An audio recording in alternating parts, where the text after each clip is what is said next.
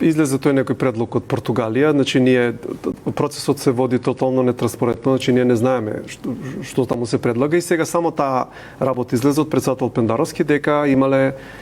предлог за посредници и според нас не требаше председател Петровски веднаш да се истрачувам каже дека за него е тоа прифатливо, додека Радев денеска мислам дека излезе и рече дека одбива посредници и убаво си каже човекот си вика они сакаат гаранција за националните нивни интереси. Небитно колку и да е тоа, како да кажам, небулозно национален интерес да е, да. Процесот како се одвива брзките. Да, и сакаат договорот за добрососедство, гаранции дека ќе се спроведе затоа што и тој договор некако преспанскиот, ама е доста асиметричен, што значи поише нивните интереси ги штити околу нашите, од него нашите, така да,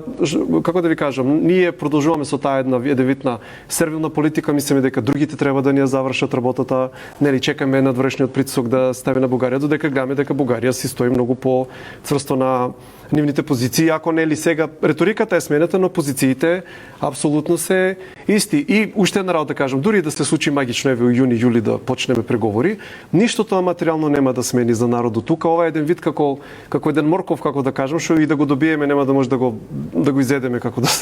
да се изразам, затоа што материјално нема ништо да се смени. Еве Турција 20 години преговара, ама таа капитулација што се случи со Преспанскиот договор едноставно мора да се оправда некако, па затоа сега толку е во фокусот, нели, преговорите и така.